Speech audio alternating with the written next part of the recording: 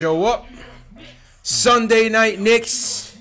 Do not change that dial. The New York Knicks have won a game. Yes, the New York Knicks have won a game. Destroying, upsetting the Spurs dynasty. 130 to 116. Knicks put the brakes on the tank, led by all of the Fizz kids. And get a win, man. CP from KnicksFanTV. My man Jake Lennick joins us on the Sunday night tilt. I mean, hey, whether you with the tank or you're not with the tank, Jake, you got to give credit where credit is due, man. This was a good game. This was a good game by the squad. So a lot of positives to go around, man. Where do you want to start with this one, man? I mean, let's start with some positives. It's like you said, yeah, we got to win. You know, I would have been perfectly fine personally seeing us lose the rest of the season. I get what was at stake. I get what was at stake. You know, longest home losing streak. It's a point of pride for players, and it's good to see us beat a good team like the Spurs with the young guys. And you know, in terms of winning, it's a good way to see the team win because they did it with the young guns, and you saw a lot of good things from the guys that you want to see good things from. So I was fairly happy with tonight's win, despite how bad the Phoenix Suns look currently. So yo, Suns tank is a formidable tank, man. But 6 Knicks in double figures, led by whole team Dot, free Dot. A fan favorite of yours, a fan favorite of mine, a fan favorite of a lot of the fan base, man. Love seeing what Dotson is doing with those minutes that he's gotten from Tim Hardaway Jr. and Courtney Lee's departure. It's finally his time, and hey, 8 3-pointers, career high 27 points for Damyean Dotson. Got to give him his due today, man. He was sensational today, man. Man, anybody that knows me knows I'm a big fan of Dot. Actually have a nice personal relationship with Dot. Met his acquaintance when he was a rookie in White Plains in the D League. And, you know, he's a super nice guy, an incredible guy. And as a player, I'm a big fan. I got a lot of material on him today to bring up. Maybe some discussion points that we'll get to. All right. Maybe we'll save it for a little bit and cover the game a little bit. But I got some bullet points for Dot. No doubt, no doubt. Yeah, Dot had a phenomenal game. Money Mitch, once again, Mitchell Robinson come to the stage. 10 points, 15 points, 14 rebounds, 5 block shots. I mean, what more can we say about this guy, man? He's been a steal of the draft, absolute steal of the draft. Lottery potential. Starting to come on strong, playing way more comfortably in the offense. They're finding him with the lobs now. The guards are getting him involved. I mean, speak on Money Mitch, man. What's your take on his play as of late? All I can say is that it is very, very, very obvious that when he is in the game, the other team is aware of his presence. Like, the other team knows what's going on. Like, Mitch Robinson's out there. He's a beast. He's just an eraser. Like, he literally, nothing gets by him. Like, if you put up a shot and he's anywhere in the vicinity, he's getting a hand on it. He's putting up 15 points just by his inside game and being the athletic freak that he is. 14 boards. He's aggressive. I love seeing it. You know, the rawdy, I think, probably not a word, but it's clear. But again, he's young. He was a big time prospect coming out of high school. Took the year off, obviously. And you could see the potential. If this guy ever gets anything resembling a jump shot, he's going to be dangerous. And he was hitting some big free throws at the end of the game. Made his free throws. How about that? How about the rebound and no look to Kevin Knox for the dunk? It's tough. Yeah, I mean, like that, and the last play of the game when Dennis Smith Jr. stole the ball and had the dagger hammer off the backboard alley-oop to Mitch. That was some tough stuff, man. I love seeing that. You know, in the win, in such a tough season, it's tough for young players to go through this, especially like all the guys that we have. They're all big prospects, not used to losing, and you can kind of see a drain on them a little bit. Tonight, it looked like they had some fun, and in the middle of the Madison Square Garden, and you got to think that, you know, it gives them a little bit of positive going in. and going forward towards the end of the season. Facts. So I mean, listen, man, I'm with you. I don't want to drop too far out of the tank. But Cleveland having won over the weekend, you know, that puts us in an okay territory in winning this game. And, you know, 18 home losses straight. Hadn't won a home game since December 1st. I mean, listen, man, I wanted to see these guys get this win. They came out, they fought hard from the beginning to the end. And listen, this is one of their best wins of the season, man. This is one of their best wins of the season. How about, so we got into Mitch. We got into, I mean, another thing I like about Mitch, man, is just if he's not blocking shots, he's altering shots. Like you said, his presence is always felt. You know what I'm saying? You saw it with LaMarcus Aldridge a lot. Like when LaMarcus Aldridge was being guarded by like Lance Thomas, who started tonight. I cannot believe what I saw. I mean, we could get to him. I'll let you finish your point, but we got to give Lance his due as well, man. Go ahead. When anybody else was guarding LaMarcus Aldridge, it kind of seemed like he was getting his way a little bit. He was getting disrupted a little bit here and there. I'll give the Knicks some credit, but there's nobody more effective in the post right now on defense than Mitch Robinson, and he's a scary sight to see, man. He's 7'1". Like he is a cold 7'1". He could jump 40 inches in the air. Like what player on the planet wouldn't be afraid to go against him? I think Zion, the monster that he is, would be afraid going against Mitch Robinson in the paint. Money Mitch has arrived, man. So we talked about Dotson. We talked about Mitch. How about DSJ? 19 points. I believe 13 dimes for DSJ tonight. 6 rebounds. No turnovers. 8 of 17 shooting. This was his best game as a Knicks so far. I think complete game. This was a good game by DSJ. I mean, you love to see the 13 assists, 0 turnovers. Absolutely, he definitely had some plays. I mean, like again, that last play with the steal off the backboard to Mitch, man. Yeah, showed some great anticipation on defense. There's just one thing about Dennis Smith. Yeah, that worries me, and it goes into my point about Dotson a little bit. It might be a good segue into getting into it a little bit. Mm-hmm. I get a little bit worried about the efficiency of Dennis Smith Jr. Like we know he could get into the lane in the paint, he could finish around the rim. I'm not saying he's an inefficient player, but in a league that's quickly growing from a perimeter game, it doesn't seem like Dennis Smith Jr. has a consistent enough 3-point game. He shoots a lot of these mid-range shots, and he gets in the paint. And when he gets in the paint, it's my favorite. But the mid-range shots kind of drive me a little bit crazy sometimes. And it's just something that I like. I would like to see him improve. I agree with that. He definitely has to work on his shooting efficiency for sure. Tonight he was damn near 50%, 1 from 3. I love how he was finding Dotson, man. I love how he was finding Dotson with those driving kicks.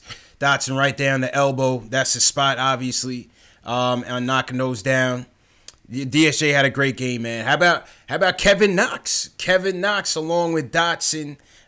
In that first half, they really put the team on their shoulders, man. Kevin Knox really tried to put a complete game out there tonight, man. I was happy with his performance as well.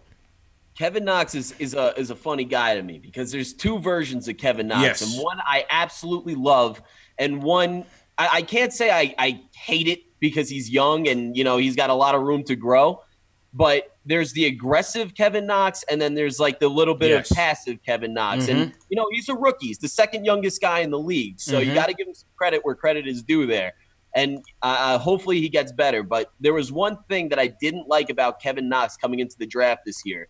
And watching him at Kentucky last year, he had this move. And I always talk about the move that he had in college that wouldn't translate to the NBA was that when he got into the lane, instead of going in and trying to create contact and trying to get a foul called, he would fade away in the lane, and it would always result in a miss, and he does it often. But when he goes strong to the rim, maybe does a spin move, have that little hook in the lane, it's a great move. I love to see it. So there's 2 different versions of Kevin Knox.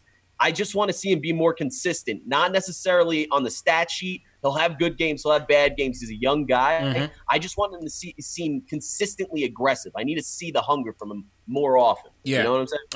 I hear that. Definitely something he needs to work on.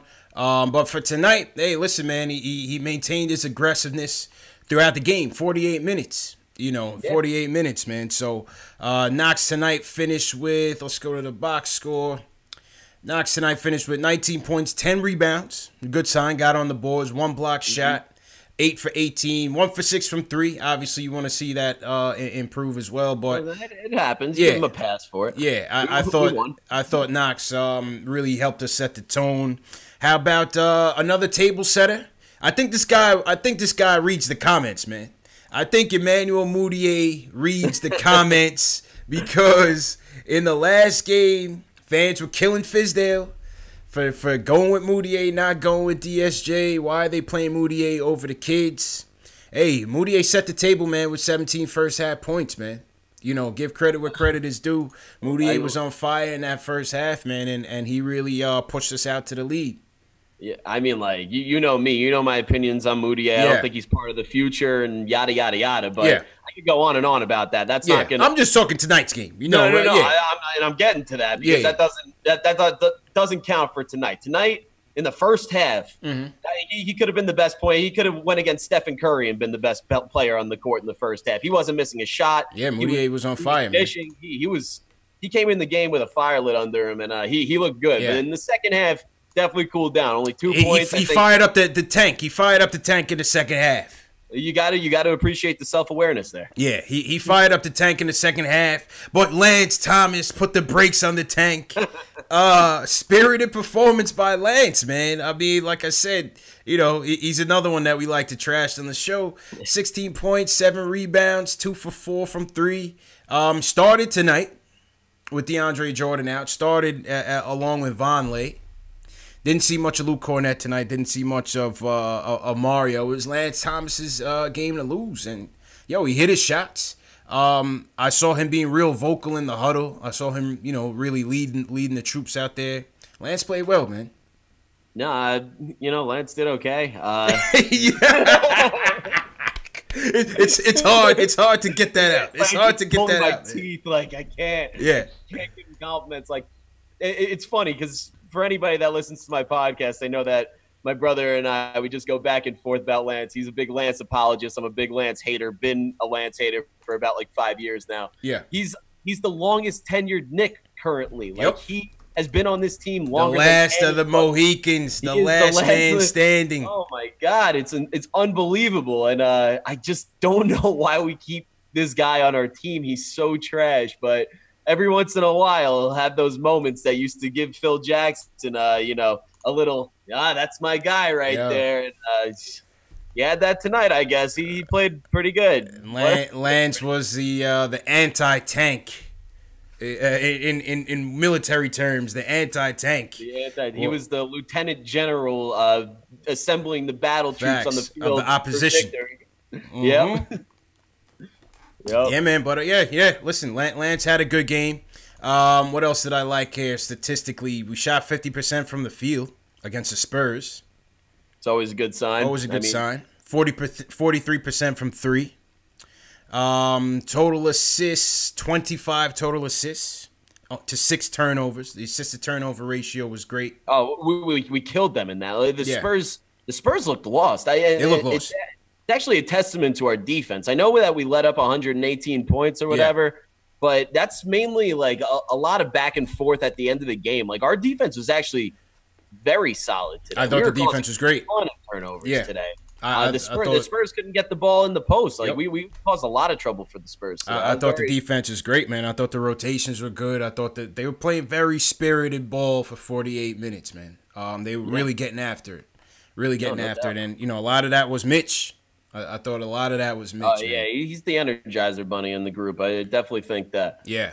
A lot of sneaker squealing. Knox was getting after it. Dotson. How about Dotson and DeRozan having a moment? I was like, let's go, Dotson, man. I like that. I loved it, man. I loved it. Dotson, he's a nice guy. I said he's a nice guy, but the guy's fiery. He's competitive. DeRozan's soft, man. DeRozan took umbrage to Dot getting rough with him, getting physical with him. I loved it, man. DeRozan has a little bit of soft in him, he's got a soft spot for the Raptors. He won't speak out against the Raptors, even though they wronged him so badly. He's too nice, man. He's too. That's why I'm glad we never got him, man. When we try to Well, they weren't too serious after him, but when he was a free agent, I'm glad we never got him. I wasn't too high on DeRozan. He's good for the Spurs, but not too high on DeRozan. Well, any perennial All-Star would be good with the Spurs. Yeah. Popovich makes everybody better. It's just how it goes. Absolutely. But DeRozan's a nice player. If we got him and we paired him up with somebody else, I wouldn't have necessarily been bad. But if you think that DeMar DeRozan was coming to the Knicks and being the end-all, be-all championship contender, you're crazy. That would have never happened, man. That would have never happened.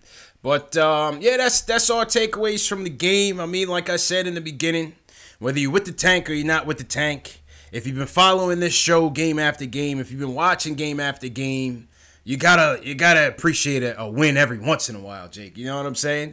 It's good for us to remember what it's like. Sometimes we get so thirsty and dehydrated of wins that you get the taste of it, and then you're like, oh yeah, this is what we compete for. This is what we ultimately want. The idea of winning is ingrained in us, and we want to get Kevin Durant or whoever in free agency because we want to win. But sometimes we lose track of how that's actually accomplished, and it's with hard, gritty basketball. And when you actually see it come to fruition, it does some good for the soul. True, indeed. And on top of that, it was led by the kids, man. On top of that, it was led by the kids. So the kids and old-ass Lance Thomas. And old-ass Lance. The elder statesman, the captain. The eldest. He's like John McCain in the White House. Can't lose, man. You can't get rid of him, man. R.I.P. John. Yeah, absolutely. But that's it, man. Sunday night, Knicks. Shout out to everybody in the chat. We got over 300 people in both chats. CP from the KnicksFanTV. My man Jake Lanick from the Knicks podcast in the building. If you're new to the chat, this is what we do, man. We talk Knicks news, Knicks rumors, and post-game live streams after every game, taking your phone calls and just giving you our reaction, man. This is what it's about. So if you're a diehard Knicks fan, hit that thumbs up button, hit that subscribe button, and we'll get to our first caller of the night. Let's go to the phones. Who's up first? Will from LI wants to talk about the game tonight. He says he's happy about the win. Will, what's going on, man? Let me tell you, y'all, this is why I'm a Knicks fan, okay? This team tonight had guts. This team tonight had passion, desire. This is why I'm a Knicks fan, okay? Yeah. And this has been a tough season, man. This has been a tough season, okay? True. I got my teacher calling me out in the middle of class for me wearing a Knicks hat. We got Q trying to go out with his lady, and then the comedians calling him out. Yo, let me tell you what happened. Today, yo, I'm at my house, and my girl called me. She's like, oh, babe, let's go out. I'm just like, nah, I can't. I got the Knicks game. And then she tells me why. They just going to lose anyway. And I was like, you know what? All right, baby, I'm not going out. I'm over here FaceTiming her while I'm watching the game. We're both watching it. Now she's over here hollering and screaming and all this stuff. I was like, that's what I'm talking about. So listen, this is why I'm a Knicks fan. This team had guts. This team had desire. Everybody was out here. Even Moutier was out here. I respect it all. I love this win, especially against the Spurs. Listen, when you guys do the player ratings, I want to see some 10s. Yo. I don't know who you'll give it 10, but I need to see some 10s. Okay, don't be stingy with this. Hey, the man on the screen right now is going to get the 10, man, and appreciate the call, Will. I don't know if Will was happy that we won or that his lady still stuck by him for ditching her for the game, Jake. I don't know, man. I think I have a different take on the whole situation. I think that he's happy that he proved his girl wrong. I mean, I always got a satisfaction from that when I used to be with my girl, so that was cool. True indeed, man. True indeed. But Will's happy, man. Hey, listen, like I said, whether you with the tank or not, it was good to see. Good to see that you could actually go through a full game and actually, not regret it at the end. JJ from Brooklyn, what's good? He wants to talk about DSJ and whether he's the point guard of the future. JJ, what's good, bro? Yep. What's going on, guys? How you guys doing, man? Good, man. How you feeling, bro? What's up? Pretty good. I just want to ask real quick about Dennis Smith. Do you guys say, oh, we don't need to try and sign Kyrie or draft the Moran, or do you just look at Smith as like a trade chip? What do you think? Sorry. Well, I would say this. I would say the number one target this offseason depending on where you are with it, is obviously Kevin Durant. Some of you might say it's Kawhi Leonard. I think that if they are going to go that route, I think you do need to try to get a Kyrie Irving because, like I say, Jake, if you're going to go after KD, your timetable is win now. It's not about development anymore. Yeah. You're trying to put the pieces out there that's going to help you win. Well, I think that there's like so then you would trade Smith, obviously, right? You would try if you had a chance to get a Kyrie, then yeah, you would have to trade DSJ as a chip. I agree with that mindset that like if you go after KD, you're definitely competing for now. KD's not coming to New York to not compete for a championship. That's just not going to happen. And if he thinks that it's like still rebuild mode in New York, he's not coming to New York, plain and simple. So if you get KD, it's win now. Yeah, nobody's coming by themselves. It's going to be a package. Two guys coming together. There's definitely no shot of that. But I've been on the train saying that, like, after the Kristaps trade, you need to land either KD or Kawhi because those are the guys in free agency that are clearly better than Kristaps and make that trade, clearing up cap space, worth it. Yeah. So if we end up with one of those two, great, dandy, awesome. The thing that I've been torn on, and it's something I proposed to CP pre-show, is what do you think about this? If I said that I would prefer Kemba Walker over Kyrie Irving because he doesn't have the injury issues and they have very similar games, is that the hottest take ever, or am I not that crazy? JJ, get at him, man. What do you say? What do you say to that, JJ? Kemba, man. I'd rather not even spend. If I don't get, Kawhi, Kyrie, or Durant, I'd rather just keep the cap space for whenever the better prices. Right? I don't want to spend it on Kemba or Tobias Harris. No offense, those guys are good players, but I don't want to be a 6 seed. Let me ask you the whole thing, man.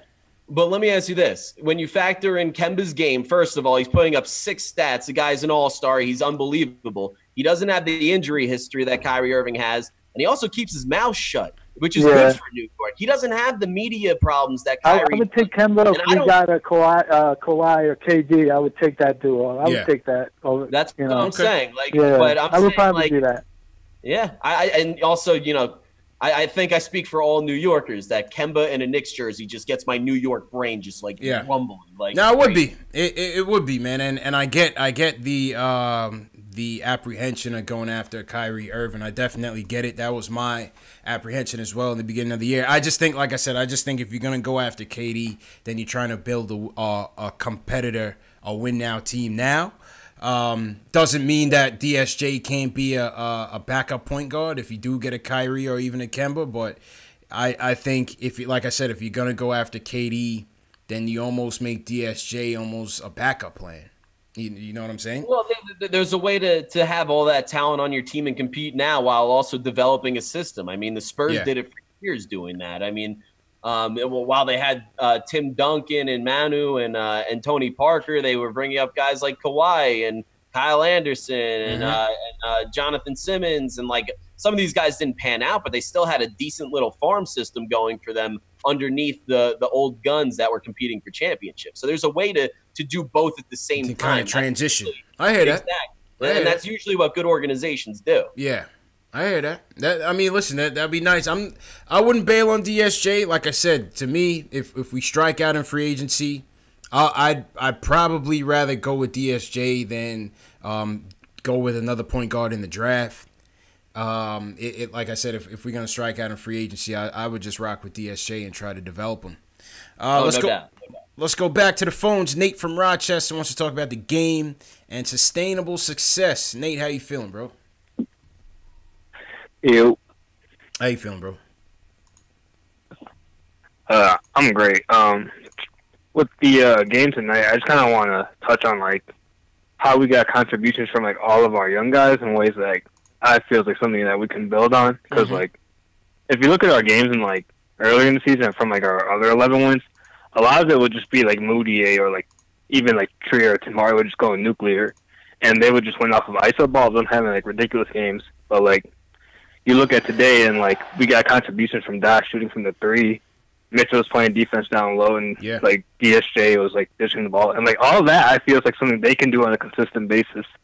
Like, there's no reason why DSJ can't get to the paint and get a bunch of assists, or like Mitch can't just like get rebounds and get blocks all the time. And that's why I feel like we like Mitch so much, because like he does that on a night-to-night basis, and it seems like effortless for him almost. Like, he just doesn't have to like think about it. And like, I think that's just something that we should build on. He's just getting started. Keep looking at. This is all off of raw ability. This is just off of raw ability. Yeah. You know. Yeah. I mean, he's not a really refined basketball player yet, which is the scary part. That's the scary part. He's got such a high ceiling, man.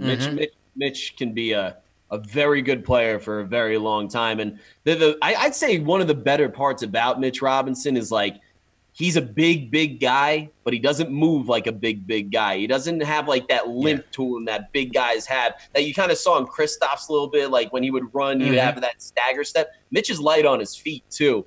And that kind of bodes well for his knees and his ankles and all those problems that big men run into. So I think that the longevity of his career is real, and I think that he could be a good piece for a pretty long time. Yeah. Hopefully he doesn't catch those nagging injuries, man. But, you know, to Nate's point, you got to like how this was led by the young boys today, man. And they moved the ball well. They shared the ball well. Like I said, like we said, 25 team assists. The defense was solid out there.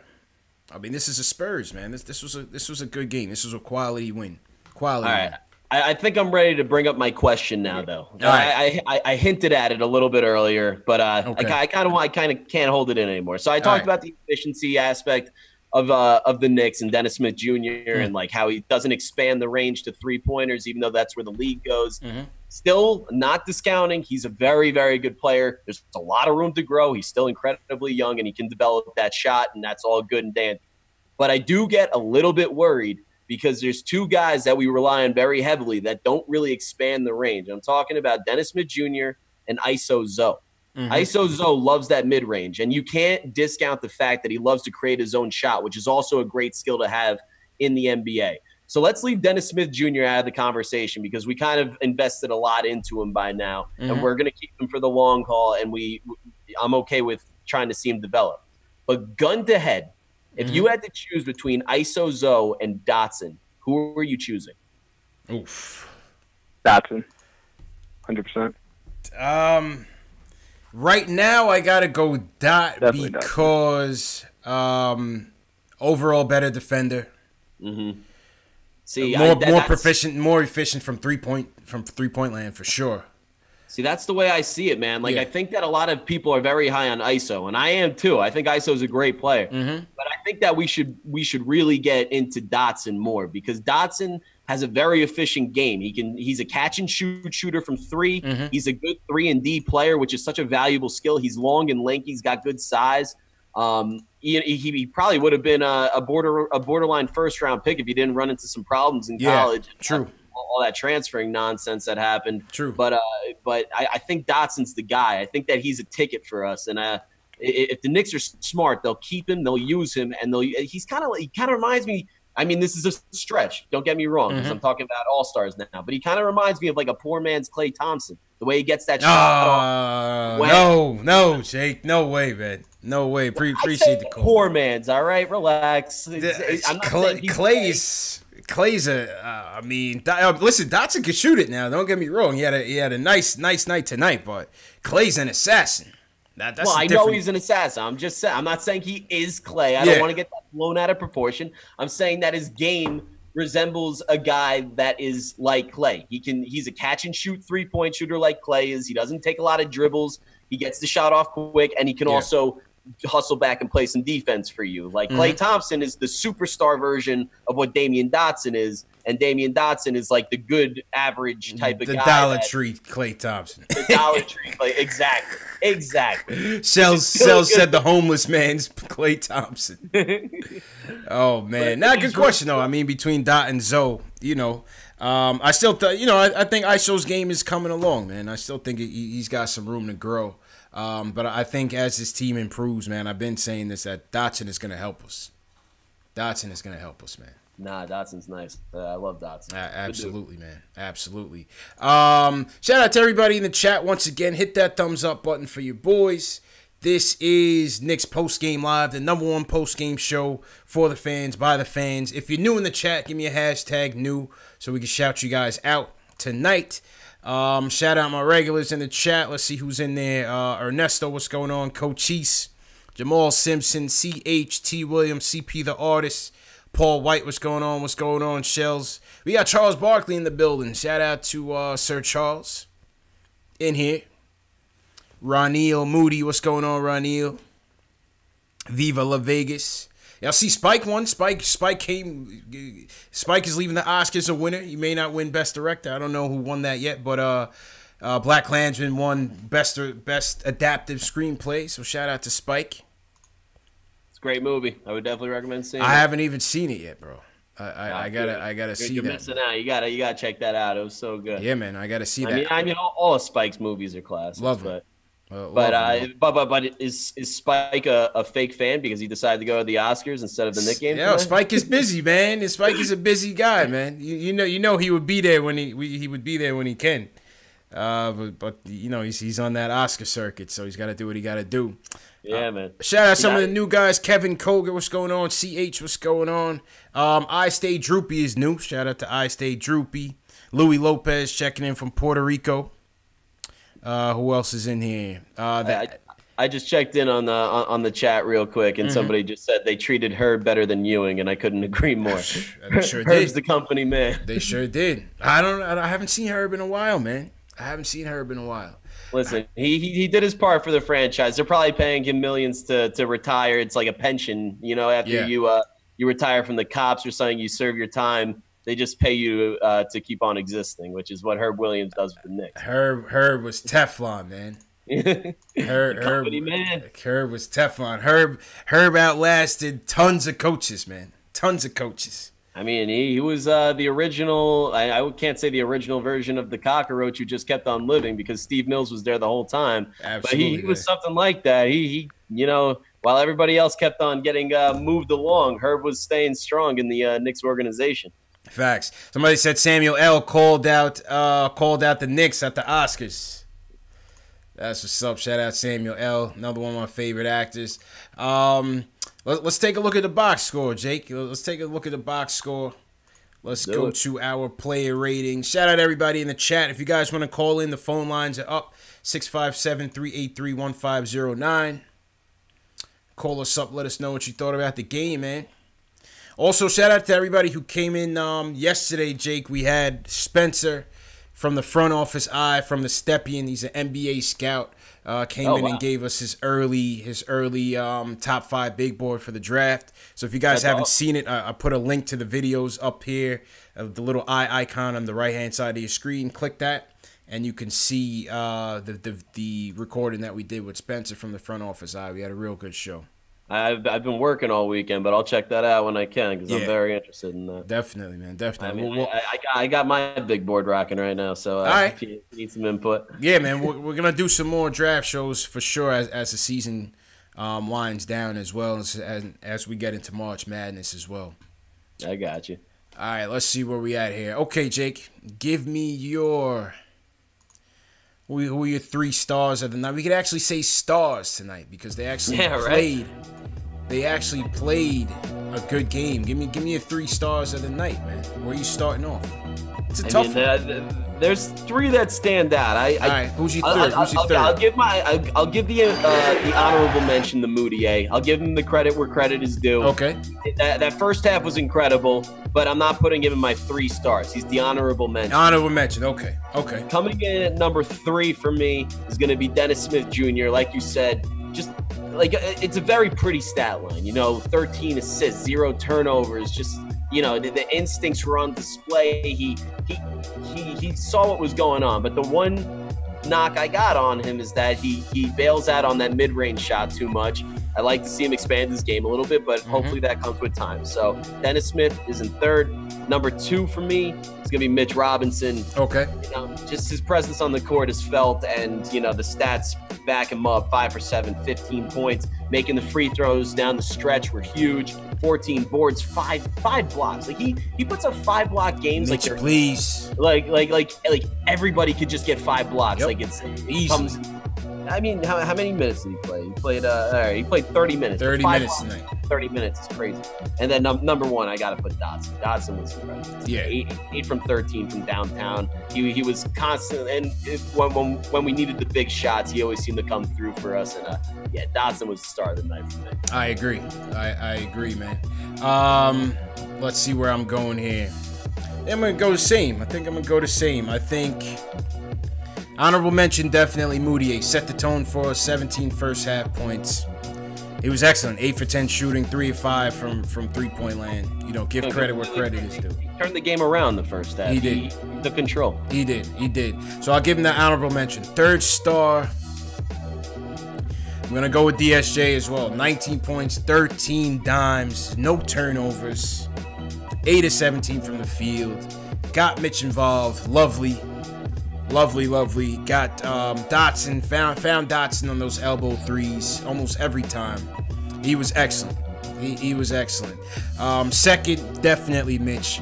5 of 7 from the field. 5 of 7 free throws for Mitch. 14 boards.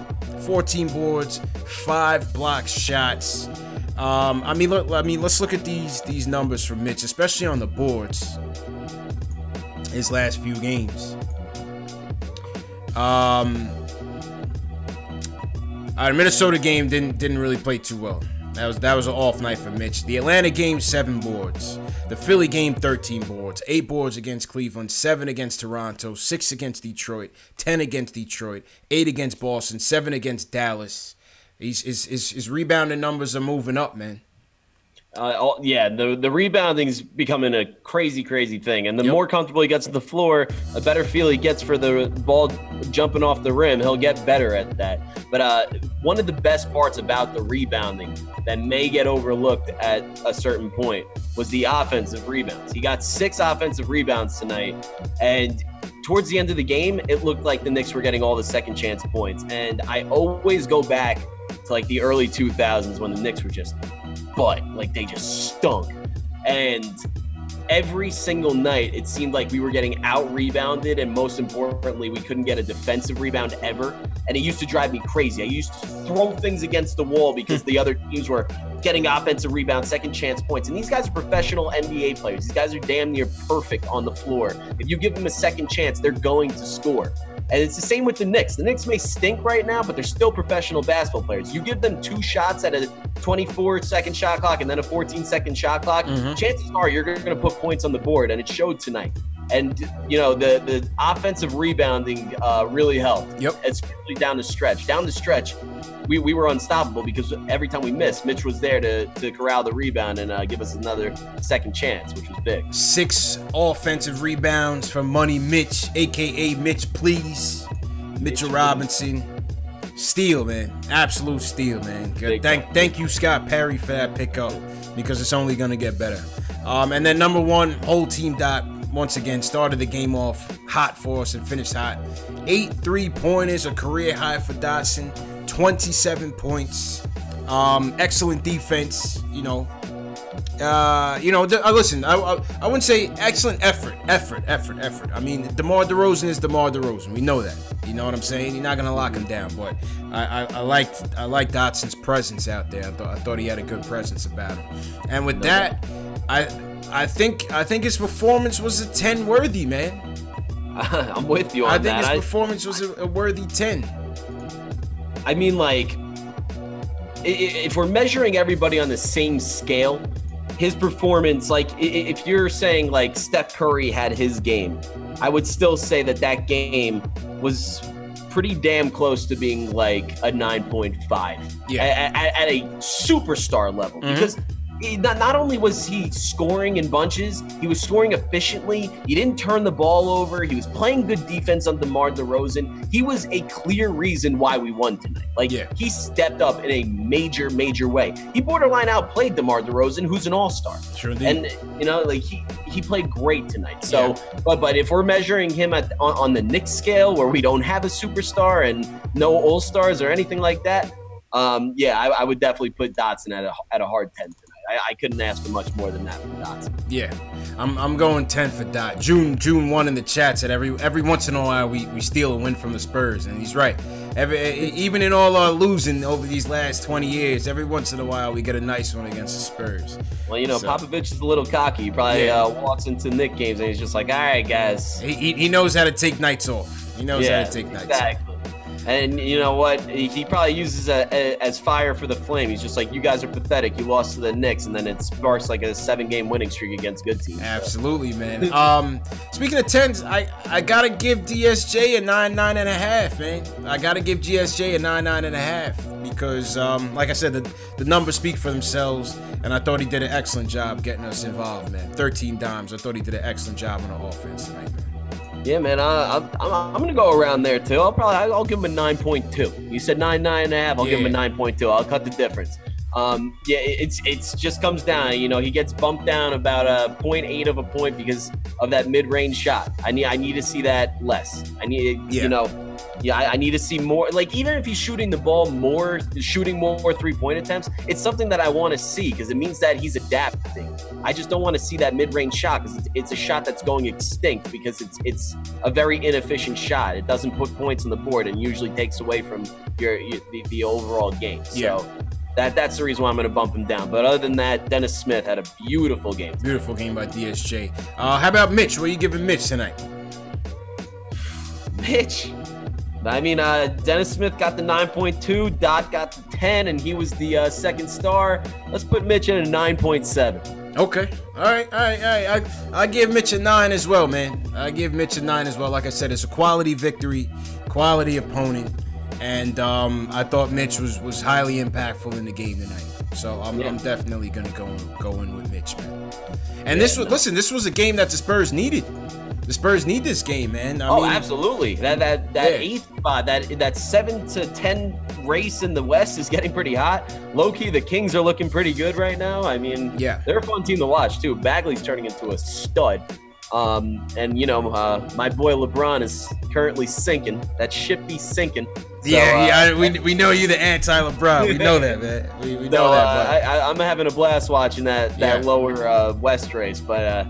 Again, you got to take this win with just like a little grain of salt because I'm not sure how many Knicks fans have been watching the Suns. I've been keeping my eye on the Suns like pretty hard. They're not winning anytime soon. They're getting blown out by the Hawks. They're getting blown out by the Cavs. They're not even like remotely close to even looking like they're trying to win. They know what they're doing right now. So we need this win was nice. Cut the streak from the home losses. But let's get back on the tank. It was nice to see the win. Let's get back on the tank. Let's keep our eye on the prize, high draft pick. We don't want to fall to that 7th pick because that would be the worst case scenario. Suns tank is a formidable tank, man. What's your rating for Lance tonight? What are you going to give Lance tonight? My God, you're really doing this to me? Hey, I thought it was solid. Lance deserves a solid 8, man. 7-8. Lance deserves a solid 8. I'll give him the 7. I'll give him the 7. Okay.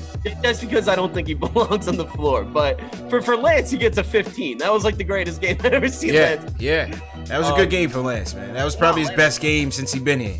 Listen, he played 30 minutes, 16 points, very efficient shooting, 2 for 4 from downtown, and 7 for 13 overall. 7 rebounds, 1 assist, no turnovers.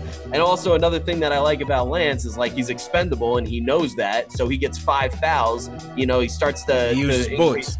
Yeah, he increases the physicality of the game, which kind of gets in the opponent's head a little bit. Yeah. I still don't think he belongs on a roster in the NBA, but that being said, he played well tonight. I'll give him some credit. Factuals. Shout out to Lance. And lastly, where are you going with Moutier? Moutier will get an 8.5 from me. Okay. That first half, he was literally like he was a superstar. He couldn't miss. He even had that heat check from like 35 feet. The heat check. I laughed it off because I'm like, at this point, like it's almost like, okay, if we lose, we lose. But like at this point, let Moutier do his thing. Like it doesn't really matter. The heat check, he thought he was Steph Curry, man. I was cracking up. I said on Twitter he was going for the MJ shrug with that heat check in the first quarter, man. He shot it from Popovich, from where Popovich was sitting. Yeah, crazy. No, that was the funny. He crossed over, stepped back, fade away from 35 feet out. I'm like, wow, Moutier. Moody thought he was Trey Burke. I don't know. He was feeling himself. He was definitely feeling himself. I like seeing it. I like seeing it. Yeah, he was feeling it, man. But that was our player ratings. Finally get a win for some player ratings. 3 stars of the night. What do you guys think? We see some ratings coming through in the chat.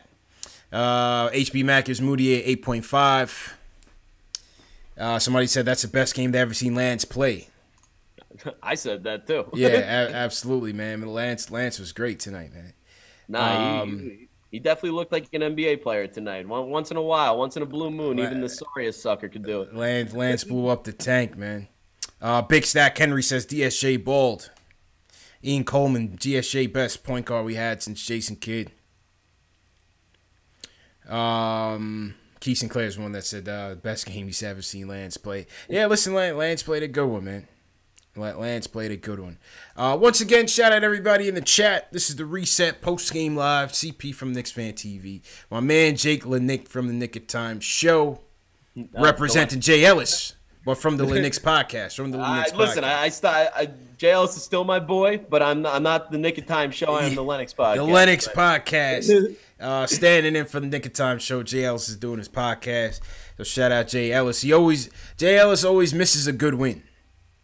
I feel like I'm bad for the tank. I feel like I've been on this show for like 3 or 4 post games. I'm pretty sure we won 2 of them. Yeah. I think you were here. Yeah, I forgot which games you was here actually, but I wasn't here for the last win against Cavs, but the win before that, like the however much we lost, I think 14 games in a row. I think I was there for the 14th game where we won. Yeah, absolutely, man. I think we got the Cavs coming up as well, so.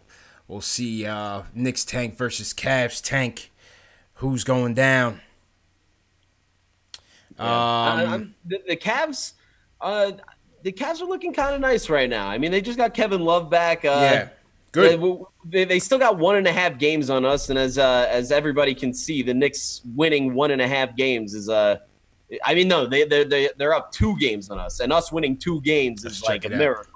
But anything can happen. I keep going back. And I was talking to you about this pre-show as well, CP. Mm-hmm. Flashback to 2015. I know, like, ever since the trade, everybody's off the KP bandwagon and everything. But if you remember, we were in a very close battle with the Minnesota Timberwolves coming down at the end of that season for the worst record in the league. And we were down. And we were down 1 game on them going into the last 3 games, and we ended up winning 2 of our last 3 games. Lost and then, of course, we lost the tiebreak. I mean, that was the lock of the century. You had to know as a Knicks fan that we were. What was worse, that or Maurice Endower? Was that the same one? That was the same year? No, that was the same year. Yeah, Maurice Endor, the Michael Jordan the mid-range jump shot over over the Utah Jazz. His parting gift for the Knicks fans, and I think his last game. No, did he go to Dallas after that? I forgot. He's had a couple stops here and there, but that was his thing, man. He hit that shot and just left us. We had KP, we could have had Karl Towns, and I feel like Knicks fans probably would have been happy with Karl Towns. So, but either way, I mean, like we want to help our situation as best possible because the Knicks somehow always find a way to blow up the tank in a very major somehow, some way. And right now we are 1.5 games behind the Suns. 12-48, a formidable 12-48. 60 games in, 22 left to play. Suns are 11-50. Cleveland is 14-46, 2 games behind us. It's crazy that we're 60 games in already. 60 games in, man. Yeah, season goes by fast. Jaden Diaz says, thoughts on the final dunk with Mitchell Robinson? I thought it was amazing. If it was the dunk contest, what would you give it, CP? Oh, what, the lob off the backboard? Yeah. I give it a 45. 45? Yeah, I give it a 45. I'll give it a 43. I give it a 45. I'll give it a 43. But that's dunk contest. In game, that's a hard game. Yeah, in game is a 50. In game, that's a hard. Any off the backboard, anything dunk, slam, especially with the emphasis that Mitch Robinson brings. Yeah, that was a 50 in game for facts. Sure. All facts, man. If you guys want to call in, phone lines are up, 657-383-1509. Let's, tonight is the night also. We're going to be giving away this Knicks fitted hat, courtesy of Statement Games, courtesy of the post-game live show, KnicksFanTV and Nick of Time show. Let me pull up the winners right now. The hat is fire. Yeah, the hat is nice, man. Shout out to Shells for donating. Shells has been supporting us all year with the giveaways. So shout out to Shells for that. All right, let me pull up the contest information. I'll pull up some questions too in the chat. Shout out to KnicksFanTV Dave for sending out the questions. Here's a question for you, Jake. Let's see. Question for you, Jake. Lee 42806 says, with Kyrie coming up in free agency, should the Knicks try to sign him or keep and develop DSJ? Oh, I think that if you get a chance to sign Kyrie, you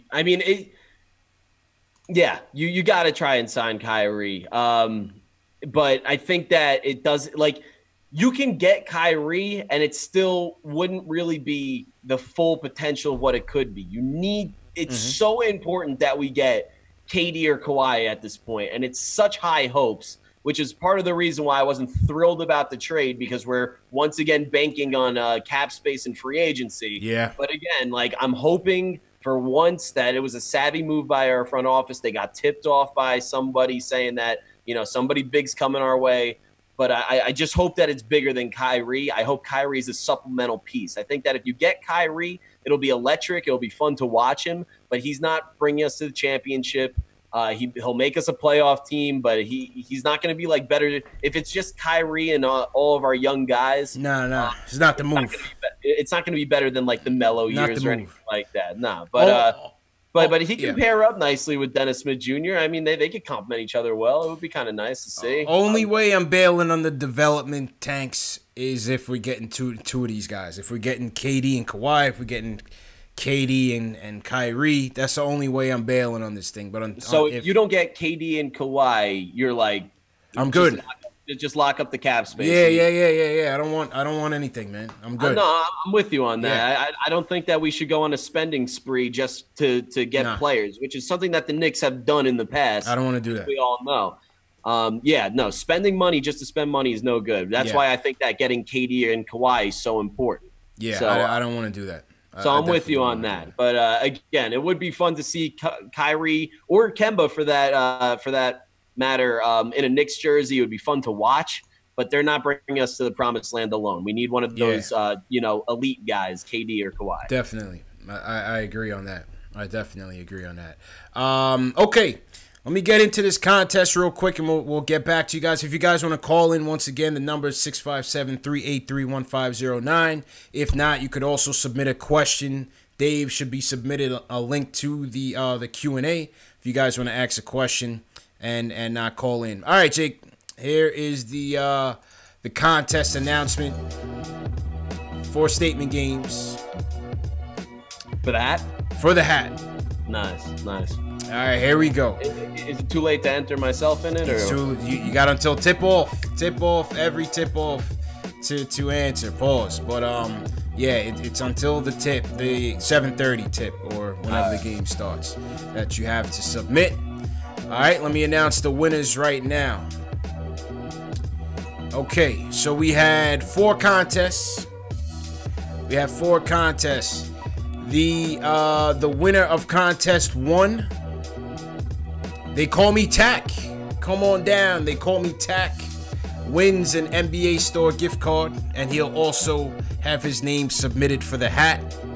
Blake 21 also finishes as a finalist. Odysseon also finishes as a finalist for the hat.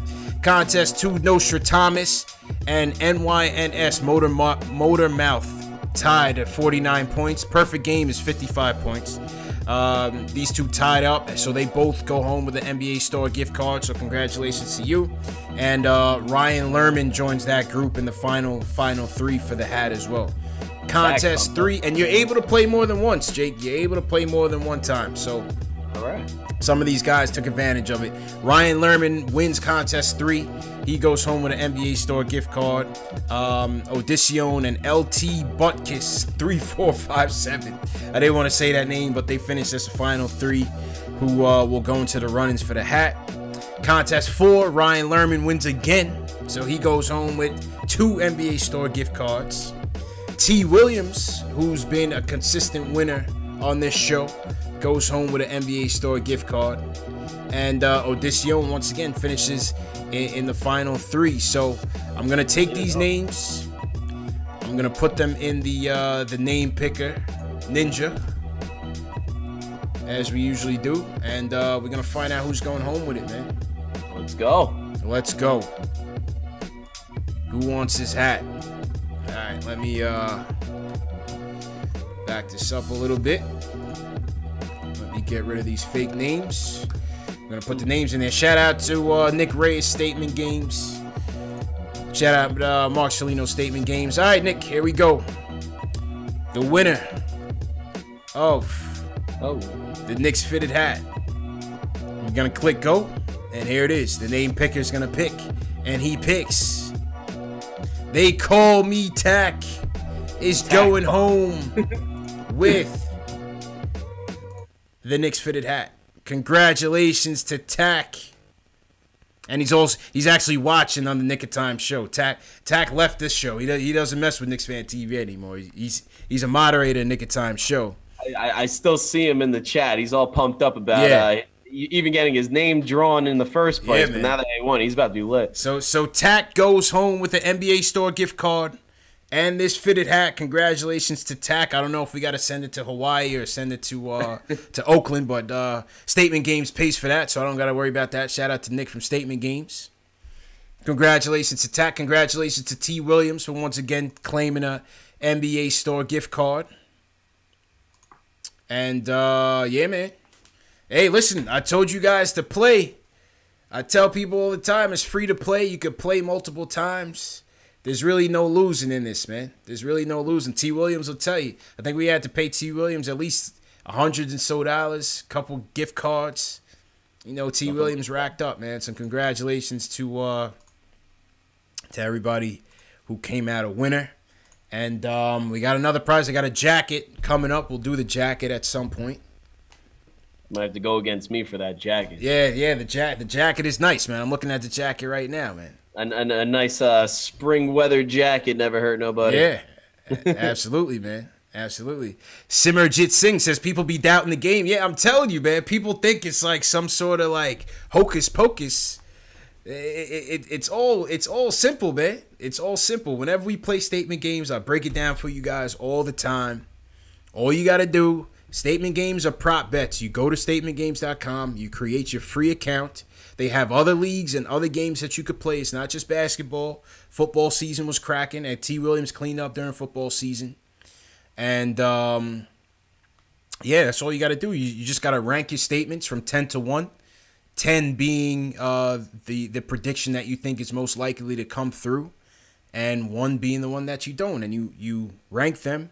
Once the game goes on and the predictions come through, you have the ability to it adds up all your points. It adds up all your points. The final 3 from each contest go on to the drawing. And so we had 4 contests, 3 winners from each contest. So we had 12 people, 12 winners, and that's it, man. Tack goes home a winner. Tack goes home a winner. Congrats to Tack. Congrats to Tack. All right, let's go to the next question. I think we got a call coming through, but in the meantime, let's go to the next question.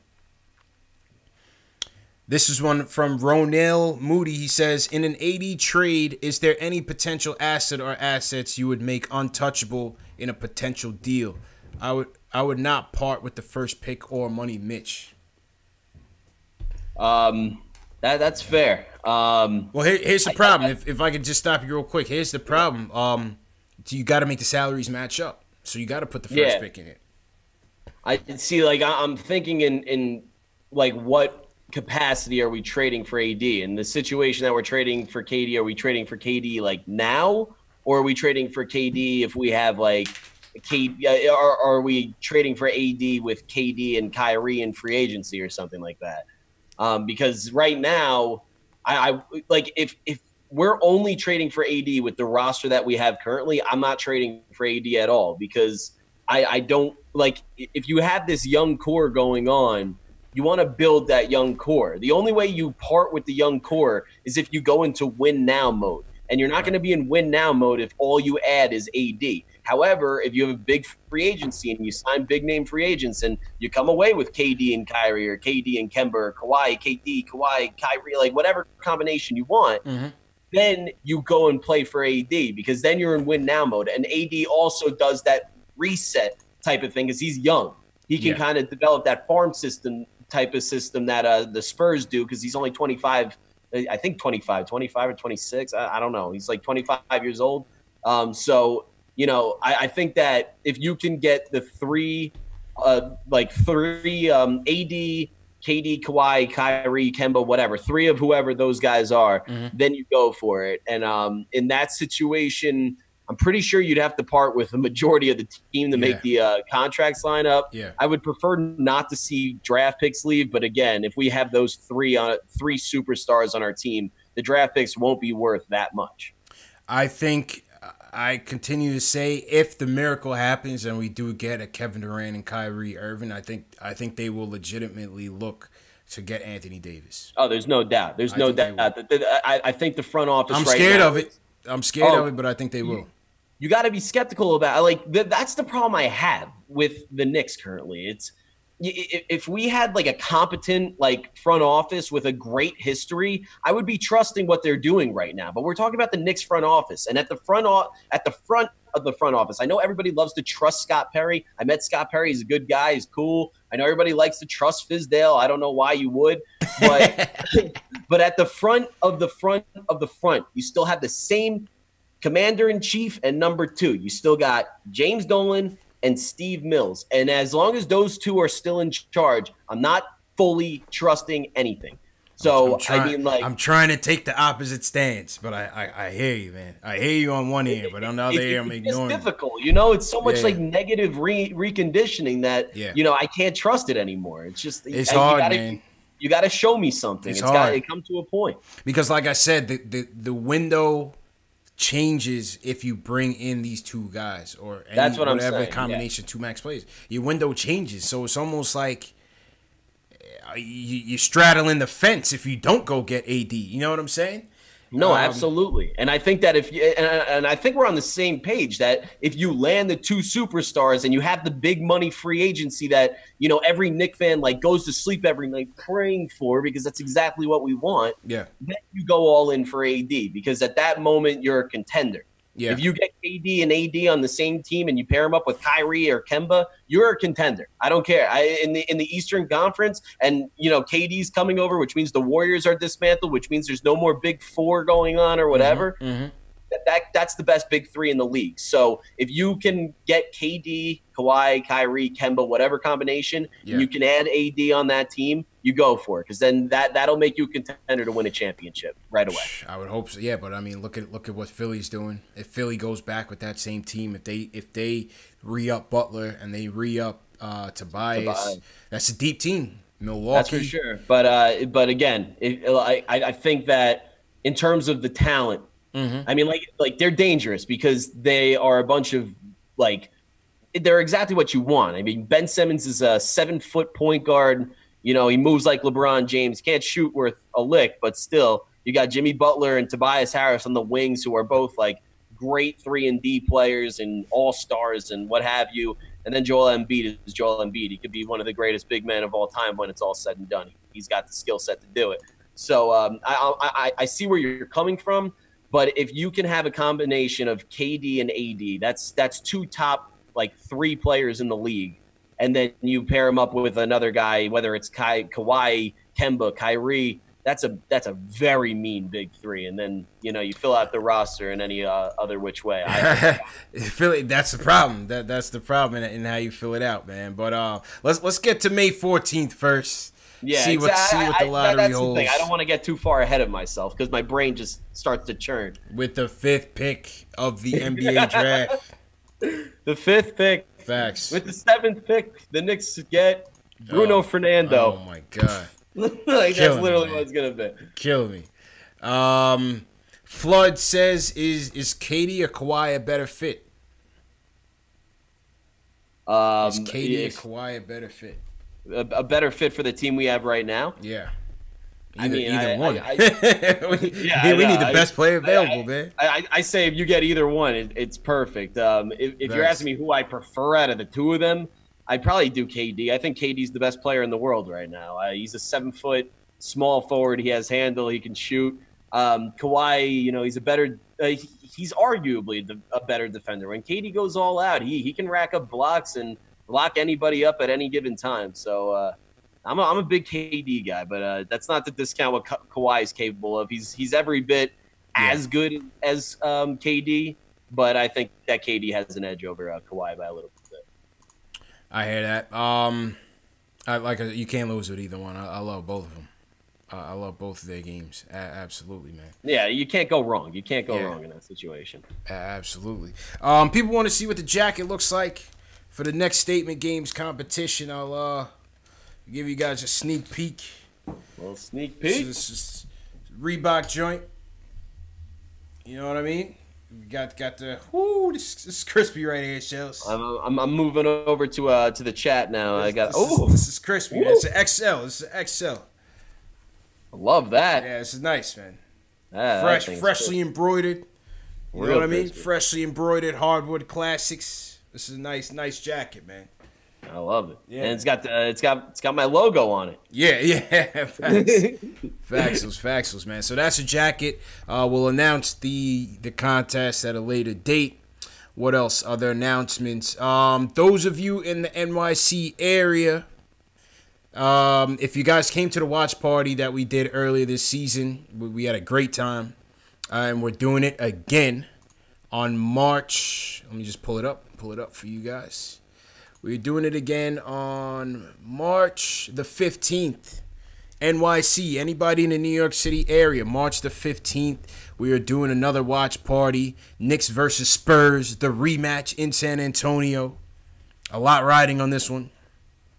March 15th at 8:30 at John Sullivan's in New York City, 210 West 35th Street.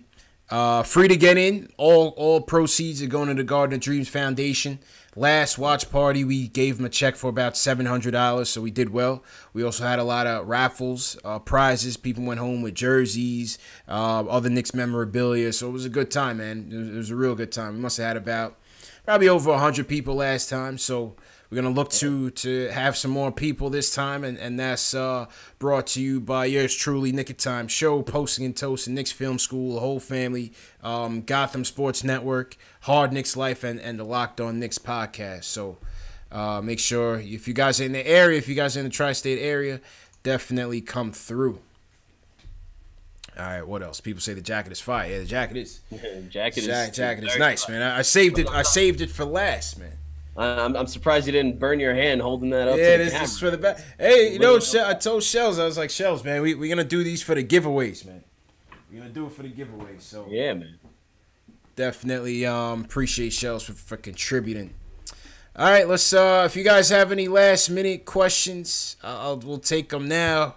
If not, we will sign off. Keith Sinclair says he might be at that watch party. Come through, Keith. Frank Mato says, any watch parties in South Florida? Frank, if you continue to support this channel, maybe one day we will get out there, man, and just watch a Knicks Heat. I'll be the first one out there, man. You know, we'll fly the Puma jet with Kevin Knox and company and go watch the game. Paul Quick says he's with the jacket. Yeah, man, I'll let you guys know ahead of time when to play. Yeah, I wish I could make that one. I wasn't able to make the one earlier. I've been working like crazy during these Knicks games, and I work on Fridays, and I work far away from the city, so I don't know if I'm gonna be able to make it. I'll see if I could though. I'll ask my managers if I could get some time off. Yeah, man, come down, man. It was definitely a good time. Jason Genyard says, I'd rather have Beal, won't have to give up as much, and he's only 26. The problem again is, and because I was having a conversation with JB, Knicks Film School, and we were talking about, what the assets that we would have to give up theoretically to get AD, and he was like, well, first off, if you get the number one pick, it would have to be number one pick, Knox, Dennis Smith Jr., and Frank to start with. Mm-hmm. I'm sure New Orleans is going to want Mitch. I'm sure they're going to want Mitch. They're going to want to bring Mitch home. I mean, I was watching ESPN and they were going through what what the Knicks have to do in order to land a guy like AD and make the contracts match up. And this was and they also put Kevin Durant and Kyrie on the Knicks in the situation, which I liked because that's the only situation I want the Knicks to go after AD in. And it literally came down to you pretty much have to get rid of the whole entire team besides your draft pick to get AD and to make the contracts work. So there's that. But then you're also going to get a high draft pick, and then you can fill it out with vet mins and all that, which we've seen be very successful in the NBA throughout the years. So, I mean, it would work. It's just a matter of it could. It could. You just have to get rid of half the damn team. But for Bradley Beal, it would be a lot of years wasted off our lives. You know? Basically. But for Bradley Beal, the issue comes down to, again, contract. He makes a lot of money, man. Bradley Beal makes a lot of money. And he was the highest paid player in the NBA for a second. Yeah. Bradley Beal makes a ton of money. So the issue now is you would, if you want to give up less, you would have to facilitate like a 3-team trade.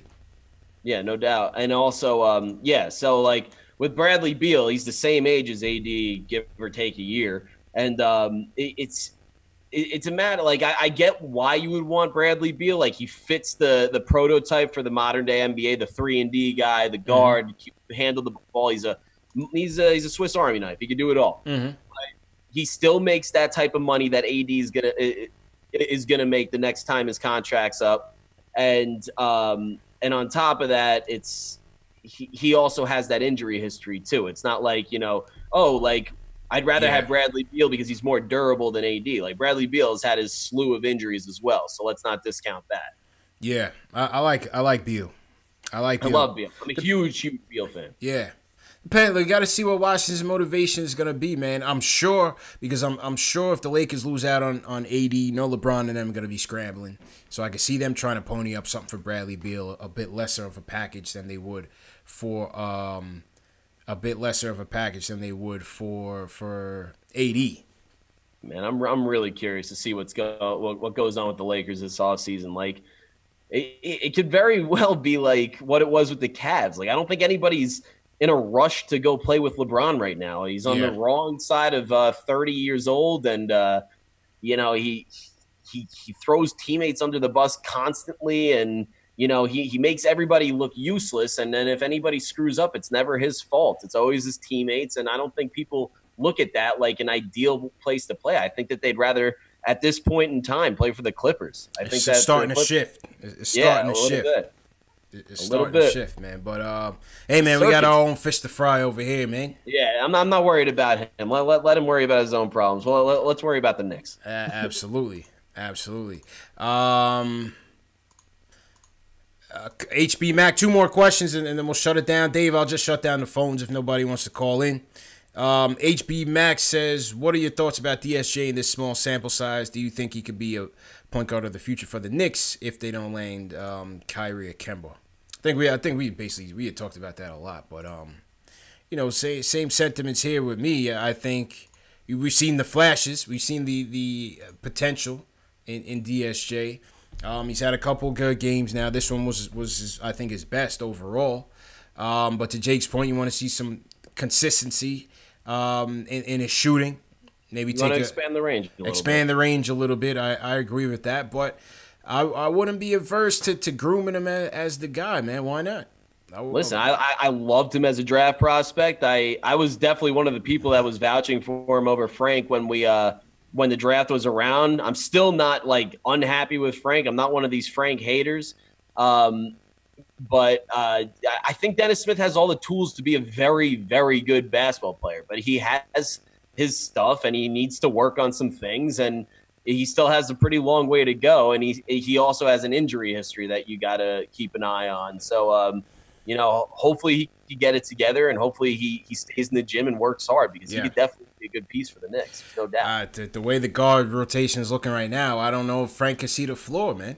I don't see how Frank sees the floor, man. I've been saying it since Kristaps left. I think that Frank's the next one out the door. It just seems like all the Phil Jackson guys are just kicking rocks besides Damyean Dotson and Lance Thompson. Well, if you believe the trade rumors during the deadline, it looks like they had offers for him. They were looking to trade him. You were hearing different things, but you know when you considering DSJ, at least for this year, DSJ, Moutier, Kadeem Allen has played better. You got ISO, you got Dotson. You know the guard rotation is too cluttered right now, man. The guard Frank can't even stay healthy. That's a problem. Yeah, it's definitely a problem. The one thing I will say about the people who doubt Frank, and you know Frank's so young and he still has a lot to prove. I get it. He hasn't been good so far, but the tools are there. I'm not going to say that he's like great or anything, but some of these guys give Euro guys a much harder time than the guys that play college ball and come up in the normal way. And I'll give it in an example with Kevin Knox. I said before that Kevin Knox's aggression sometimes goes in and out. He fades in and out. And I think when Frank kind of lays off the gas pedal a little bit, he gets so much, and everybody goes at him so hard. And, you know, he gets so much criticism for that. But if Knox has a game where he's, like, not attacking and not doing this, people give him the benefit of the doubt often. That's, like, the one common denominator there. I'm not going to sit here and tell you that Frank has looked better than Knox because that's simply untrue. Yeah. But it's just about the consistency of the argument that, you know. Well, I think it's because I don't really know if it's a Euro thing. I just think I think people don't see much in Frank. I don't think the organization sees much in him, to be honest with you. How many point guards do we have to bring in to give you the hint that they're not high on this dude, man? They brought in Jared Jack. They brought in Trey Burke. They brought in Moody. They brought in Dennis Smith Jr. They brought in ISO. You know, this kid, they've lost confidence in him, and he doesn't have any confidence in himself right now. I agree, but I also blame it partially on the Knicks. I feel like they really haven't given him opportunities or instilled confidence in him through his play. I think that they haven't given him that fight or flight type of situation, like a sink or swim. He's been pretty coddled. But do you blame him, though? I mean, because to me, I kind of go with, I like the next man up type of mentality. I like that keep what you kill if Fizdale is actually implementing it. That's fair. I mean, he's definitely not aggressive on offense. But again, it's not all about offense. He's a good defensive player. And we also saw towards the end of the season last year that he's not a useless offensive player. He was racking up double-doubles. He was getting a ton of assists. He was not turning the ball over. I mean, there's still room in the NBA for a playmaking point guard. You don't need to score 25 points per game just because that's the way every guard does it. If you are a scoring guard like Dennis Smith Jr., I would like to see you expand your range. But if you're a playmaker and a more defensive point guard, then so be it. But I'm with you on that. I think that you do have to keep what you kill, and that's all good and dandy. And I would like to see Frank get more confident with the ball in his hands. But it's just the fact that I don't think he's had a lot of opportunity to do so because I feel like the franchise has kind of turned on him from day one. Yeah, I don't think they've had much confidence in him. I think it's pretty evident. I don't think they have it. I don't think they have it. Let's take this call. Now the calls are coming in. All right, let's. We just about to wrap up. Now the calls are coming in. All right, we'll take these two and get out of here. Big Reaper from Jersey wants to talk about 3-point shooting in the NBA. Big Reaper, what's good, bro? Hey, what's up? Big fan of the show. You guys do a great job. Thanks a lot, man. First of all, just to say really quickly what you guys say about, you know, these young guys, Frank and these guys. I do kind of blame it. I do blame it on the organization also. If you're picking up a bunch of 18, 19, and 20-year-olds, you got to make sure you have the structure in place to kind of like train them to bring them up and also instill confidence in them. I think at the end of the day, we all forget these are like 19 and 20-year-old kids. Yeah. They still got a long way to go. But going back to like the whole 3-point shooting thing, the guest host made a comment about like how the mid-range is the most inefficient shot in the NBA. Who made that comment? Dennis Smith Jr. to take more 3-pointers. Wait, who made that comment? I'm sorry? Who made that comment? The guest host. I'm sorry, I can't remember. Jake. You're talking about Jake. Jake. Yes, Jake. I'm sorry about that. No, all good. And so basically, so I've actually done research on this, where you basically you're like where I've looked for what contributes to like, winning basketball, the statistics that's like, contribute the most to winning basketball. And you can go back as far as like to like early 90s. 3-point shooting doesn't contribute to winning basketball.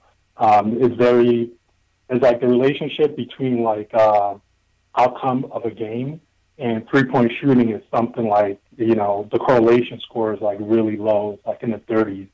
And so a lot of people, they talk up, 3-point shooting as though like, it actually contributes to winning basketball. It really doesn't if you look at the data. The other thing people don't realize, they look at teams like Golden State that have, they have really good 3-point shooters, but Golden State is really good because they do use it to create space, but they get a lot of twos. They drive to the basket a lot, and also they have, like, when they won those championships, they were, like, top 3 defense. And so everybody kind of gets really confused about, like, what 3-point shooting, what it really does to the game. They think it contributes to winning, but it really doesn't. Believe it or not, back in the 90s, in 96, 97, 3-point shooting actually contributed more to winning basketball than it does today. That's interesting. And so that was a comment I really wanted to make. Big Reaper doing his homework, man. That was interesting, man. But I mean, it is interesting in that it just seems like that, like they say, that the art of the mid range is lost. You don't see too many guys, taking that many shots. Like I look at like the Knicks when they had like Kurt Thomas, for example, Kurt Thomas, McDice, these guys would live on the mid range. These guys would live on the mid range, yeah. And then you look at teams like a San Antonio, a Houston, a Golden State. Seems like some of these teams, especially Houston, they're taking more threes than twos in some games. But well, the thing is, for example, with Golden State, they do shoot 3-pointers. They're one of like the anomalies out there. So it's really like Golden State, as far as that's one of the best teams in the NBA. That's like top 10. It's really only Golden State and the Rockets that shoot 3-pointers at a decent percentage. But then if you actually look on the other end, that's not even really why they're really good. You have to look at they're really good because they rebound. They limit the opposition's ability to rebound the ball, and they also it's defense. They basically keep everyone else's shooting percentage down. I think Golden State, theirs is something like they keep teams down below 44%. On average, the past like 3 or 4 years, they've been able to do that. So it's really on the defensive end. That's how they've been able to do it. But everyone just, I think it's really the whole, like, obviously data analysis and statistics playing a bigger role in basketball now. And also with all the technology they're putting into place.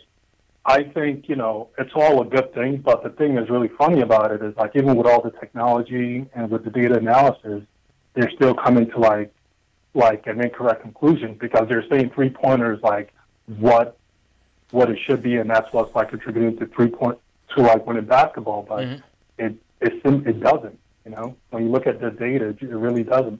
It doesn't have a strong relationship with, with win percentage. You can look at also the Toronto Raptors.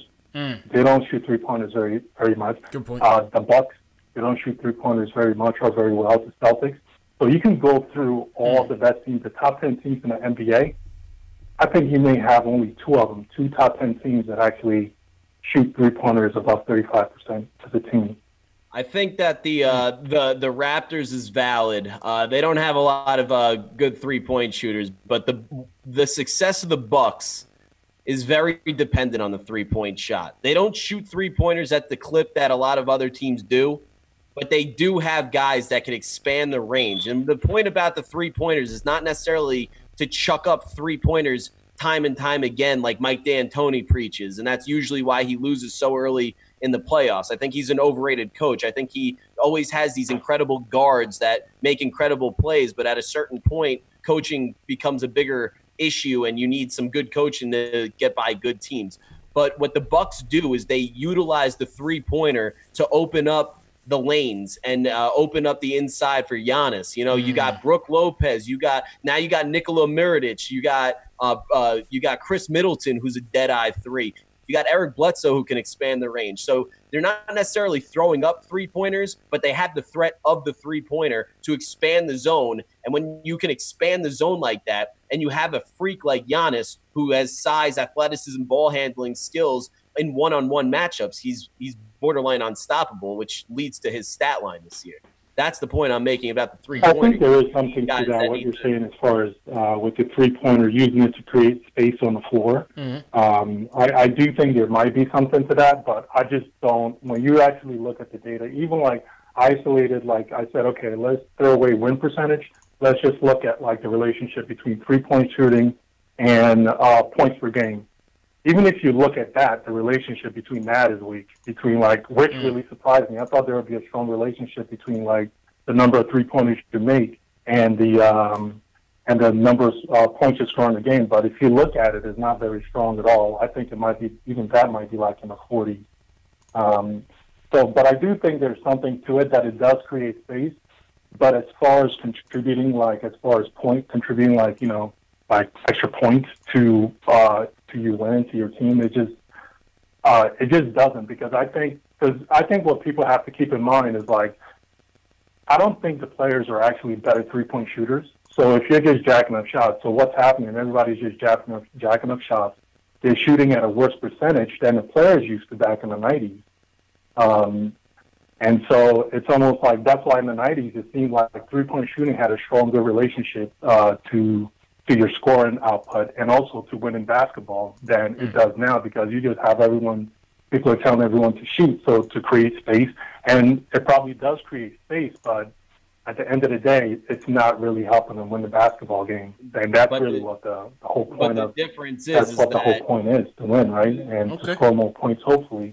But that's not even what's really happening. What's happening is like it does help create a little more pace. The pace in the NBA has been up. If a lot of people, they look at like Golden State Warriors, they're like, oh, well, Golden State, they allow 110 points or 111, whatever it might be. But if you look at their the field goal percentage for the opponents, like at 43%. So yeah, you can score 111 points on them, but you're shooting 43%, and you jacked up maybe 29 3-pointers against them, and you only hit 12, or actually even 8 less than that, and it doesn't really help you. But it's just something. All right, appreciate the call, man. Reaper, man. What do you got to close on that one with, Jake?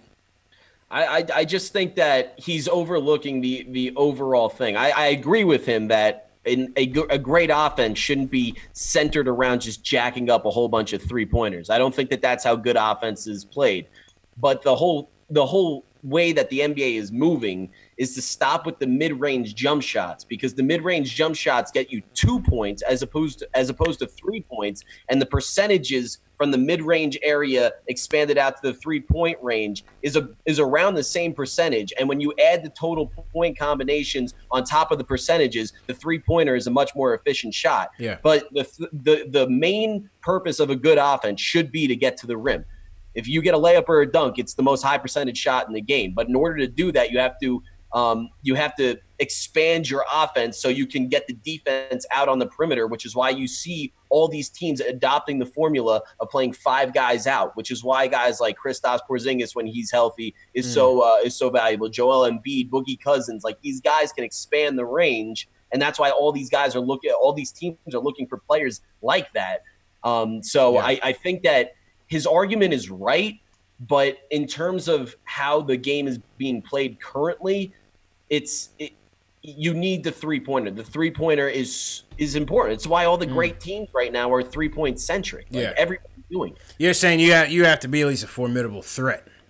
Yes, absolutely. And the Bucks are a perfect example. Like I wouldn't call the Bucks like a 3-point shooting team. Yeah, but one through 5, they can knock it down. Well, maybe except Giannis. Exactly, and Giannis dominates inside because of the threat of a 3-pointer. Like that's how that works. And I think to Reaper's point, I think he's saying the team, you have to look at other aspects of the team, defense in particular, as to why they win. So I think both of you had some fair points. I thought that was a good debate, man. No, he was good. I thought that was a good debate. Shout out to Big Reaper for bringing those statistics to us, man. Yeah, the homework paid off. Yeah, Love man. it.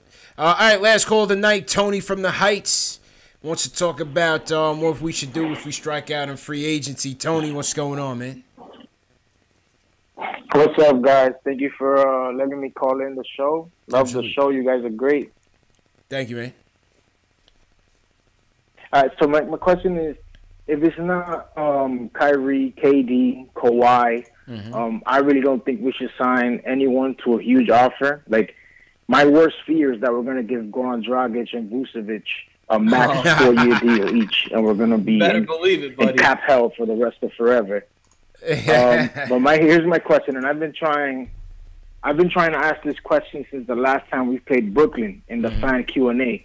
But I guess, it never came up for one reason or another. But if we do strike out in free agency, what is your guys' perspective on us trading or acquiring quote-unquote bad contracts, but that have attached assets to them, such as first-round picks or quality young players that might just need a change of scenery?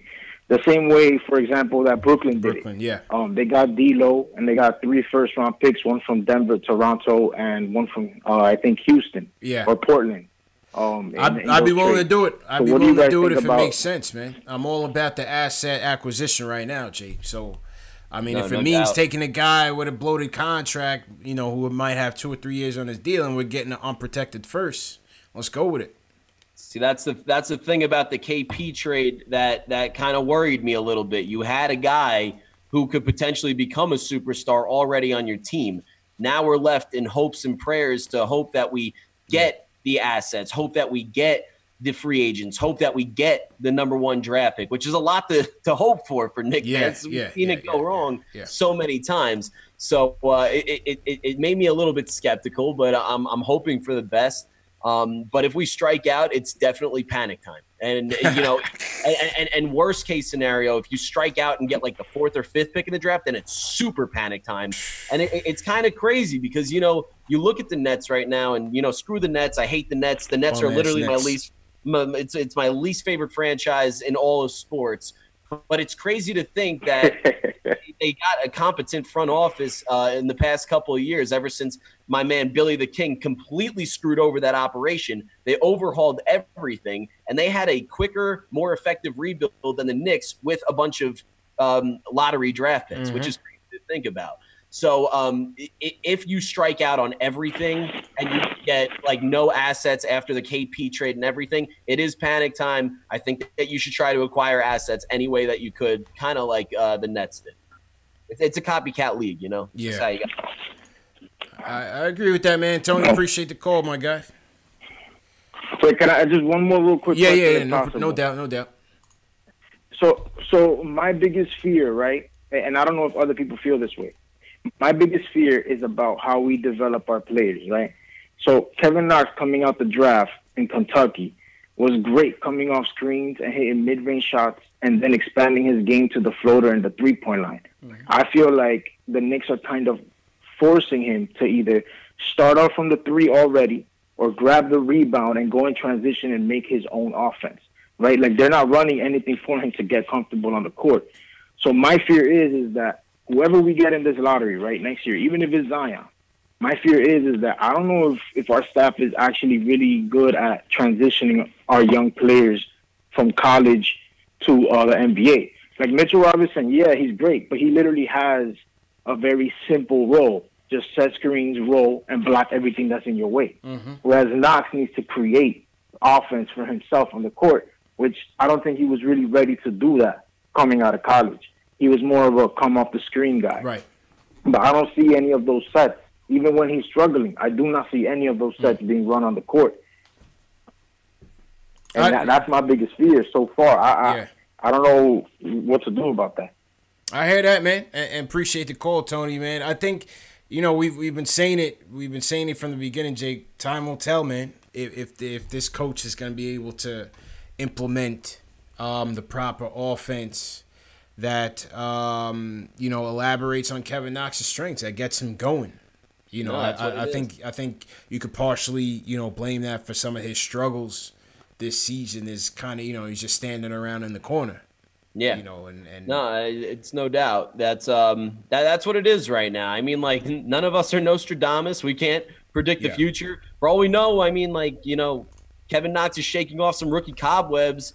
A lot of people go through sophomore slumps. He could come out next year and average 20 and 8. We have no idea what's going to happen. You know, one year under the belt can do a lot for somebody. But, you know, time will tell. I'm usually a very pessimistic Knicks fan. I've been through a lot with this team over the 26 years of my life. So I've learned to be a little bit pessimistic. But I'm just trying to be optimistic. I'm trying to be hopeful. I'm hoping for the best. I'm hoping everything pans out. I hope Dennis Smith Jr. comes along. I hope that Kevin Knox comes along. I hope that Damyean Dotson progresses the way he's doing. I hope that Mitch Robinson turns into a beast. You know, there's so many good parts about this team. That's the thing. Like when I talk, some people think that I'm just constantly hating. I'm not. I just think that there's some clear things about the front office and developmental process and the lineup switches that are inconsistent with what we're trying to accomplish. And that's the only thing that worries me. But that doesn't discount what we do have. And we do currently have assets, despite what other people like to say. So I think that the Knicks are in a relatively good spot right now. But I think that a lot is riding on free agency this year. I really do. Summed up nicely, man. Couldn't have said it better myself, man. And with that, Jake, let's close out. Let them know where to find you, bro. You can find me Instagram, Twitter at @the_Lennox. That's THE_LEKNICKS. We're coming live with that YouTube live. I know it's been a while. My brother and I were on different schedules. We are going to start the YouTube live sometime this week or next. I promise. I know it's been long awaited, but it's coming. You can subscribe. We got the channel already all set up. Just type in The Lennox on your search tab and it should come up. Subscribe, and we will get it out to you ASAP as possible. Yes, sir. Appreciate you, Jake. Good Appreciate show, man. you. Thanks for having me on, CP. I always appreciate it. Absolutely, man. Absolutely. And salute to you guys for sticking with us, man. 130 to 116. Knicks put the brake on the tank and get a W. 18-game losing streak at home has been snapped. The people actually get their money's worth for once. So congratulations to all the tourists who went home happy. Hey, listen, man. Shout out to everybody that joined us tonight. Like I said, yesterday's draft show with Spencer from the front office side. Don't miss it. I'll put some links to it in the show description. Merch video link down below for the merch. The show is also available in audio format on Spotify, Google Play. You see it right there. iTunes, Stitcher. If you got an Alexa at home, all you have to say is, Alexa, play KnicksFanTV, and you will hear the latest episode from me and Jake. So if you guys need this in audio format, this is the way to go. Ladies night, Thursday night, we have Trey from the Terry and Trey Show and Sue York from Knicks Film School coming on to give us their insights on the squad. So that should be a good show also coming up. And we also got Tommy Beer coming up from Forbes Magazine. That's Saturday, March 9th, man. So the guests are lining up. Hit that thumbs up button for your boys one more time before you guys get out of here. Make sure you subscribe to the channel, man. KnicksFanTV, the Knicks Podcast, the Nick of Time Show. Definitely don't miss it. Once again, congratulations to Tack for winning the Knicks fitted cap. And a lot of you guys like the jacket. We'll get back to you on when the jacket will be released. But, yeah, man, great show, everybody. Rich Jim, great show. Frank Matos, thanks for the support. LeBron. Somebody sent me a super chat name, LeBron. All right, nice name. Appreciate the donation. I appreciate that. Keith Sinclair, appreciate that. TM says Tommy Beer, the resident stat guy. Yeah, we're going to have Tommy on and get into how he comes up with those stats so quickly. Taz Breeze, I appreciate you. KR, thanks a lot. Stafford Don, bless up, brethren. Robin, congratulations to Spike Lee once again. And Jake, I'll talk to you, man. Good show, bro. For sure. You too, man.